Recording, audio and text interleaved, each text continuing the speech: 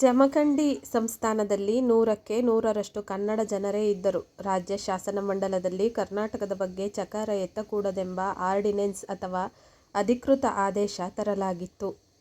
ಮುಂಬೈ ಮತ್ತು ಮದ್ರಾಸ್ ಪ್ರಾಂತ್ಯಗಳ ಕರ್ನಾಟಕದ ಜನ ಏಕೀಕರಣಕ್ಕೆ ಹಂಬಲಿಸುತ್ತಿದ್ದರು. ಆದರೆ ಬ್ರಿಟಿಷ್ ಕಂಪನಿ ಸರ್ಕಾರ ಕರ್ನಾಟಕವು ಆರ್ಥಿಕವಾಗಿ ಸ್ವಾವಲಂಬಿಯಾಗಿಲ್ಲ ಎಂಬ ಧೋರಣೆಗೆ ಕರ್ನಾಟಕವು ಆರ್ಥಿಕವಾಗಿ ಸ್ವಾವಲಂಬಿಯಾಗುವ ಸಾಮರ್ಥ್ಯವಿಲ್ಲ ಎಂಬ ಆಕ್ಷೇಪಗಳಿಗೆ ಉತ್ತರ ನೀಡಲಾಯಿತು. ಎಲ್ಲ ರೀತಿಯಿಂದಲೂ ಕರ್ನಾಟಕ ಪ್ರಾಂತ್ಯಗಳು ಏಕೀಕರಣಕ್ಕೆ ಸಿದ್ಧವಾಗಿವೆ ಎಂಬುದು ಖಚಿತವಾದರೂ ಬ್ರಿಟಿಷ್ ಸರ್ಕಾರ ಏಕೀಕರಣಕ್ಕಾಗಲಿ ಭಾಷಾವಾರು ಪ್ರಾಂತ್ಯ ರಚನೆಯಾಗಲಿ ಮುಂದೆ ಬರಲಿಲ್ಲ.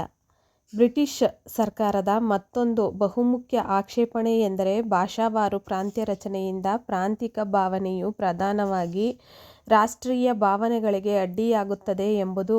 ಕರ್ನಾಟಕ ಏಕೀಕರಣಕ್ಕೆ ಸಂಬಂಧಿಸಿದಂತೆ ಬ್ರಿಟಿಷ್ ಸರ್ಕಾರದ ಆಕ್ಷೇಪಣೆಗಳು ಕೆಳಗಿನಂತಿವೆ. ಮೊದಲ ಆಕ್ಷೇಪಣೆ, ಕರ್ನಾಟಕಕ್ಕೆ ತನ್ನದೇ ಆದ ವಿಶಿಷ್ಟ ಸಂಸ್ಕೃತಿ ಇಲ್ಲ. ಜನಾಂಗೀಯ ಏಕತೆಯಾಗಲಿ ಸಾಂಸ್ಕೃತಿಕ ಸಂಪರ್ಕವಾಗಲಿ ಇಲ್ಲಿನ ಜನರಲ್ಲಿಲ್ಲ. ಎರಡನೆಯದಾಗಿ, ಅದಕ್ಕೆ ತನ್ನದೇ ಆದ ಒಂದು ಇತಿಹಾಸವಿರದೆ ಎಂದೂ ಅದು ಒಂದು ಪ್ರಾಂತ್ಯವಾಗಿರಲಿಲ್ಲ. ಮೂರನೆಯದಾಗಿ, ಕರ್ನಾಟಕದ ಭಾಷೆ ಕನ್ನಡ ಒಂದೇ ಅಲ್ಲ. ನಾಲ್ಕನೆಯದಾಗಿ, ಈಗಿರುವ ಆಡಳಿತ ವ್ಯವಸ್ಥೆಯಲ್ಲಿ ಕರ್ನಾಟಕಕ್ಕೆ ತೊಂದರೆಯೇ ಇಲ್ಲ.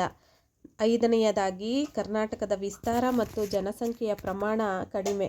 ಆರನೆಯದಾಗಿ, ಕರ್ನಾಟಕದ ಪ್ರಾಂತ್ಯಗಳಲ್ಲಿ ನಿರಂತರತೆ ಮತ್ತು ಸಂಪರ್ಕ ಇಲ್ಲ. ಏಳನೆಯದಾಗಿ, ಕರ್ನಾಟಕದಲ್ಲಿ ಸಂಸ್ಥಾನಗಳ ಸಮಸ್ಯೆಗಳು ಇವೆ.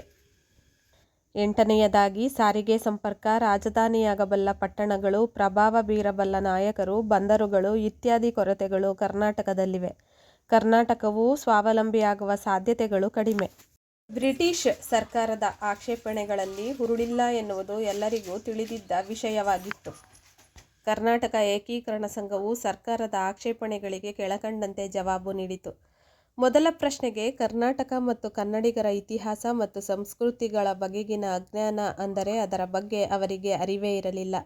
ಎರಡನೆಯ ಪ್ರಶ್ನೆಗೆ, ಕರ್ನಾಟಕ ಮತ್ತು ಕನ್ನಡಿಗರ ಇತಿಹಾಸ ಮತ್ತು ಸಂಸ್ಕೃತಿಗಳ ಬಗೆಗಿನ ಅಜ್ಞಾನ, ಅಂದರೆ ಅವರಿಗೆ ಅದರ ಪರಿಚಯವೇ ಇರಲಿಲ್ಲ.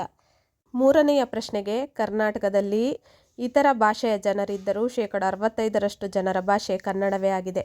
ನಾಲ್ಕನೆಯ ಪ್ರಶ್ನೆಗೆ, ಈಗಿರುವ ಆಡಳಿತ ವ್ಯವಸ್ಥೆಯಲ್ಲಿ ಕರ್ನಾಟಕಕ್ಕೆ ತೊಂದರೆ ಏನಿಲ್ಲ ಎಂಬ ಪ್ರಶ್ನೆಗೆ ಆಧಾರಗಳೇನು ಎಂದು ಕೇಳಲಾಯಿತು. ಐದನೇ ಪ್ರಶ್ನೆಗೆ, ಅವರಿಗೆ ಕರ್ನಾಟಕದ ವಿಸ್ತಾರ ಮತ್ತು ವಿಸ್ತೀರ್ಣತೆಯ ಅರಿವಿನ ಕೊರತೆಯೇ ಕಾರಣ ಎಂದು ಕೇಳಲಾಯಿತು.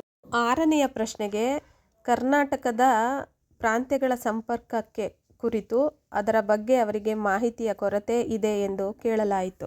ಇನ್ನು ಏಳನೆಯ ಪ್ರಶ್ನೆ, ಕರ್ನಾಟಕದಲ್ಲಿ ಸಂಸ್ಥಾನಗಳ ಸಮಸ್ಯೆಗಳಿವೆ ಎಂಬ ಪ್ರಶ್ನೆಗೆ, ಅದು ಸಮಸ್ಯೆಯಲ್ಲ, ಬ್ರಿಟಿಷ್ ಕರ್ನಾಟಕ ಪ್ರಾಂತ್ಯಗಳ ಏಕೀಕರಣವೇ ನಮ್ಮ ಪ್ರಮುಖ ಬೇಡಿಕೆ ಎಂದು ಹೇಳಲಾಯಿತು.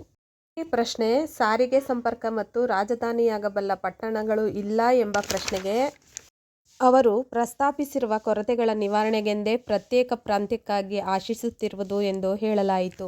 ಇನ್ನು ಒಂಬತ್ತನೆಯ ಪ್ರಶ್ನೆ, ಕರ್ನಾಟಕವು ಸ್ವಾವಲಂಬಿಯಾಗುವ ಸಾಧ್ಯತೆಗಳು ಕಡಿಮೆ ಎಂಬ ಪ್ರಶ್ನೆಗೆ ಉತ್ತರವಾಗಿ, ಬ್ರಿಟಿಷ್ ಕರ್ನಾಟಕ ಪ್ರಾಂತ್ಯಗಳ ವಾರ್ಷಿಕ ಆದಾಯ ಮತ್ತು ವೆಚ್ಚದ ವಿವರವಾದ ಪಟ್ಟಿಯನ್ನು ನೀಡಿ ಅದರಲ್ಲಿ ಉಳಿತಾಯವೇ ಅಧಿಕವಾಗಿರುವುದನ್ನು ಸಂಘವು ಮನವರಿಕೆ ಮಾಡಿಕೊಟ್ಟಿತು.